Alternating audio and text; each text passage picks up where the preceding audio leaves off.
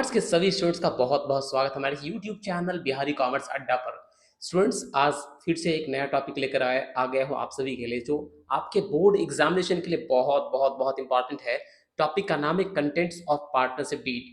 Always ये प्रश्न examination में देखने को मिला है, जितने भी बोर्ड्स हैं, चाहे वो बिहार बोर्ड की बात करें, चाहे आप झारखंड बोर्ड की बात करें, चाहे आप लखनऊ उत्तर प्रदेश बोर्ड की बात करें, या आप सीबीएसई की बात करें, ये बड़ा इंपॉर्टेंट क्वेश्चन है। कंटेंट्स ऑफ पार्टनरशिप डीड, आइए समझते हैं कि क्या है एक पार्टनरशिप डीड में, कौन कौन से कंटेंट्स होते हैं। एग्जैक्टली पार्टनरशिप डीड एक लीगल एग्रीमेंट होता है, एक रिटन एग्रीमेंट होता है पार्टनर्स के बीच, जिसमें तमाम सारे टर्म्स एंड कंडीशंस लिखे होते हैं। तो चलिए समझते हैं कि कंटेंट्स ऑफ पार्टनरशिप डीड क्या है। तो इसमें जो सबसे पहला पॉइंट है, नेम ऑफ द पार्टनरशिप, जैसा आपको स्क्रीन पर दिख रहा होगा।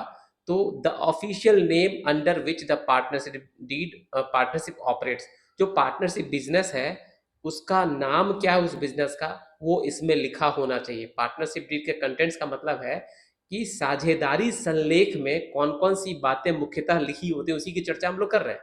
तो सबसे पहला जो पार्टनरशिप बिजनेस है, उसके पार्टनरशिप डीड के कंटेंट में सबसे पहला कंटेंट क्या है ना, कि जो भी पार्टनरशिप बिजनेस है उसका नाम क्या है, वो नाम उसमें लिखा होना चाहिए। दूसरा बोला, जो जो बिजनेस बनाया गया है पार्टनरशिप, उस पार्टनरशिप बिजनेस का पर्पस क्या है। तो the specific types of business the partnership will engage in, जो जिस प्रकार का बिजनेस, जो उस बिजनेस का मेन उद्देश्य है, मुख्य उद्देश्य है, वो भी उस पार्टनरशिप डीड में लिखा होना चाहिए। और पार्टनरशिप डीड में तीसरी कौन सी बात है, capital contribution, the initial investments made by each partner, cash, property और सर्विसेज। तो शुरुआती दौर में जितने भी पार्टनर हैं उन लोगों ने कितना पैसा लगाया है, कितना प्रॉपर्टी लगाया है, कितनी कितने वैल्यू का सर्विसेज दिया है। तो इनिशियल कैपिटल कंट्रीब्यूशन क्या है, ये भी पार्टनरशिप डीड में लिखा होना चाहिए। नेक्स्ट क्या है, profit and loss sharing, how the profits and losses will be divided among the partners, मतलब जितने भी पार्टनर्स हैं उनके बीच प्रॉफिट और लॉस का बंटवारा किस अनुपात में होगा, कौन से रेशियो में होगा, ये भी लिखा होना चाहिए। अगली कौन सी बात है, ड्यूरेशन ऑफ द पार्टनरशिप, बोला the length of time the partnership will last और whether it is a partnership at will. बोला कि एग्जैक्टली जो पार्टनरशिप स्टैब्लिश किया गया है, जो पार्टनरशिप बनाया गया है, वो किस, उसका ड्यूरेशन क्या है, किस अवधि तक, क्या कोई फिक्स किया गया टाइम, या बाद में अपनी इच्छा से कभी भी डिसॉल्व किया जा सकता है। तो ये बातें भी मेंशन होनी चाहिए। नेक्स्ट क्या है, management and decision making, the duties and powers of each partner in management, in managing the business.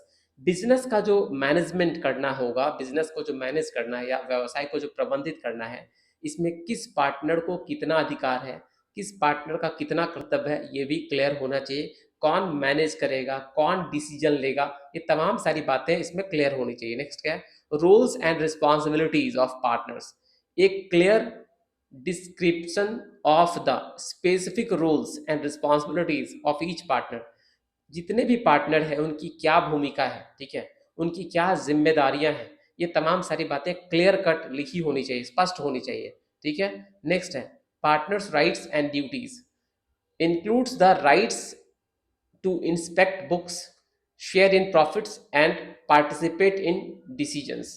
बोले कि पार्टनरशिप डीड में ये क्लियर होना चाहिए कि किस पार्टनर्स को, नॉर्मली सारे पार्टनर्स को पार्टनरशिप बिजनेस के बही खातों की जांच करने का अधिकार होता है, और हर पार्टनर्स का ये क्लियर होना चाहिए कि उसका लाभ में कितना हिस्सेदारी है, और बिजनेस के बारे में जो भी महत्वपूर्ण निर्णय लेने हैं, जो भी डिसीजंस लेने हैं, ठीक है, उसमें किस पार्टनर का कितना अधिकार और कर्तव्य है।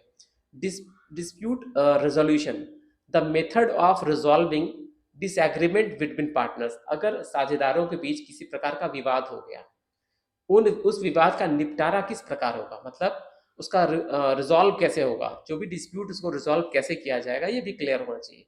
नेक्स्ट है, विथड्रॉवल और एडिशन ऑफ पार्टनर्स। बोला कि पार्टनरशिप का जो डीड है उसमें ये भी होना चाहिए कि कोई कोई पार्टनर अगर उसमें जोड़ना है या किसी पार्टनर को हटाना है, ठीक है, तो यह the process of partners leaving और a new partner joining the partnership, मतलब ये कि कोई नया साझेदार अगर जुड़ना चाहता है, उसके बारे में नियम वगैरह लिखा होना चाहिए, क्लियर कट, साफ सुथरे और स्पष्ट। और कोई पार्टनर अगर रिटायर करता है या छोड़ कर जाता है, तो उस कंडीशन में कौन कौन से रूल्स एंड रेगुलेशंस के तहत ऐसा होगा, अकाउंट्स वगैरह कैसे मेंटेन होगा, कैसे हिसाब किताब क्लियर किया जाएगा, तमाम सारी बातें इसमें होनी चाहिए।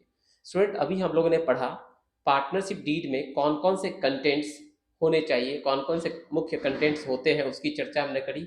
हिंदी में बोले तो साझेदारी संलेख में कौन कौन से मुख्य तत्व, कौन कौन से कंटेंट्स पाए जाते हैं, उसकी हमने चर्चा करी। स्टूडेंट्स, लगातार वीडियोस में अपलोड कर रहा हूँ, मुझे इस बात का पूरा भरोसा है कि आप सभी को ये सारे कंटेंट्स बहुत अच्छे लग रहे होंगे। और मैं आपको इस बात का भरोसा दिलाना चाहता हूँ कि जितने भी कंटेंट्स अभी मैं लगातार अपलोड कर रहा हूँ, ये सारे कंटेंट्स बोर्ड एग्जामिनेशन के लिए बहुत बहुत इंपॉर्टेंट है। इसकी तैयारी आप लोग अच्छे से करते रहिए और मेरी पूरी शुभकामना है कि आप सभी का रिजल्ट शानदार आए। थैंक यू, जय माता दी, ऑल द बेस्ट।